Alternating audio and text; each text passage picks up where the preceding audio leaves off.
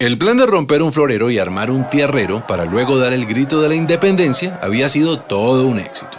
Pero la corona española no se iba a quedar así. Cuando Napoleón fracasó en su campaña y Fernando VII recuperó el trono de España, lo primero que hizo fue enviar a Pablo Morillo y al virrey Juan de Sámano a reconquistar América. Mientras tanto, los criollos no se ponían de acuerdo en cómo organizar la Primera República. Había realistas y patriotas, y a su vez los patriotas se dividían entre centralistas y federalistas, y en medio de esa discordia llegó el contraataque español.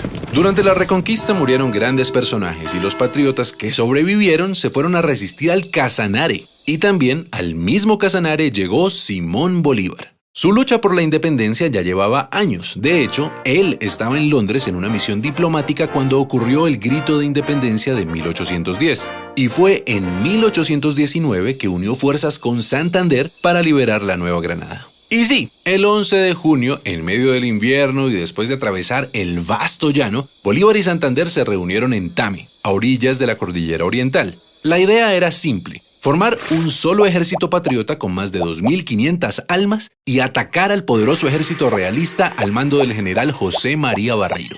El plan era lo complicado. Había que llegar al centro del país sin ser vistos. Y para ello, la única opción era una odisea: escalar la Cordillera Oriental hasta el páramo de Pisba a 3.500 metros de altura. Eso sí, antes de emprender el ascenso había que tomarse un puesto de vigilancia en las Termópilas de Paya, la primera victoria. Por supuesto, ni el ejército ni los caballos estaban acostumbrados a escalar montañas y muchos murieron en los peñascos. Pero el heroico plan funcionó y el 5 de julio la vanguardia patriota alcanzó el poblado de Socha. Por suerte no había realistas por ahí. En cambio, la gente de Tunja vino a recibirlos con comida, mantas, ropas y cuanto pudieron ofrecerles. Y después de un merecido descanso comenzaron las batallas. El 11 de julio a la salida de Gámeza ocurrió el primer choque. Ambos ejércitos terminaron por replegarse, pero Barreiro notó la furia de los que antes llamaba andrajosos y empezó a defenderse de Bolívar, quien ganó la iniciativa a punta de astucia y conocimiento estratégico.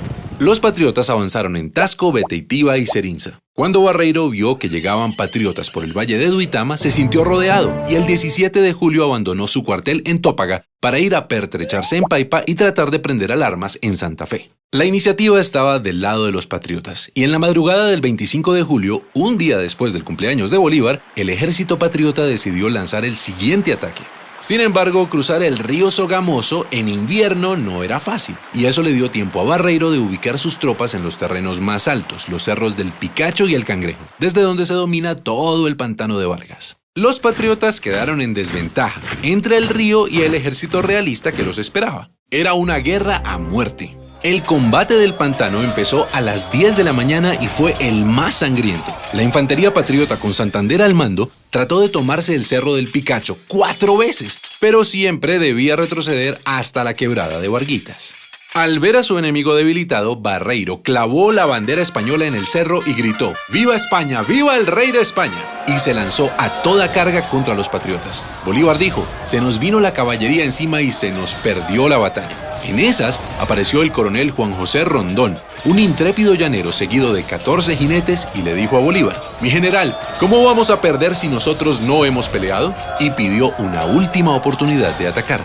Bolívar contestó: coronel Rondón, salve a usted la patria. Al oír eso, Rondón y sus hombres se transformaron en centauros y se lanzaron contra el escuadrón realista. Y esos 14 jinetes cambiaron el rumbo de la batalla decisiva en la campaña libertadora. Barreiro comprendió que estaba en desventaja y comenzó a retroceder por Sogamoso hacia Santa Fe. Pero Bolívar sabía que los realistas querían unir fuerzas con el virrey Sámano, así que en medio de la noche, sin prender ni una lumbre, partió hacia Tunja con la intención de cortarles el paso. Y llegó la mañana del 7 de agosto de 1819. Desde el Alto de San Lázaro, en Tunja, Bolívar y el jefe del Estado Mayor habían observado los movimientos del ejército realista. Bolívar se adelantó hasta el puente de Boyacá. Gracias a eso logró ubicarse mejor y esta vez dividió en dos a los realistas, que habían dejado una brecha entre el grueso del ejército y la vanguardia. A las 2 de la tarde, el desprevenido jefe de la vanguardia realista pensó que era un buen momento para almorzar, cuando por su espalda vio llegar a los primeros jinetes patriotas. Al principio creyó que era solo un puñado y quiso perseguirlos, pero pronto quedó asombrado. Entre la niebla vio aparecer la tropa patriota en formación de combate. Durante la batalla, Bolívar se ubicó en lo alto, en la Casa de Teja, para controlar los movimientos desde ahí. A las 3 de la tarde la pelea era intensa, pero los patriotas estaban comunicados entre sí, mientras que los realistas seguían divididos. El general Santander hizo retroceder a la vanguardia realista hasta el otro lado del puente de Boyacá, donde los patriotas los esperaban. Y aunque el grueso del ejército de Barreiro atacó, otra vez Rondón y sus lanceros embistieron sin miedo, de frente y por el centro. La victoria fue rápida y contundente. Barreiro fue arrestado y el ejército realista se dio por vencido. Así, a las 4 de la tarde del 7 de agosto de 1819 terminó la batalla, y con ella una travesía que abrió las puertas a la independencia de todo un continente.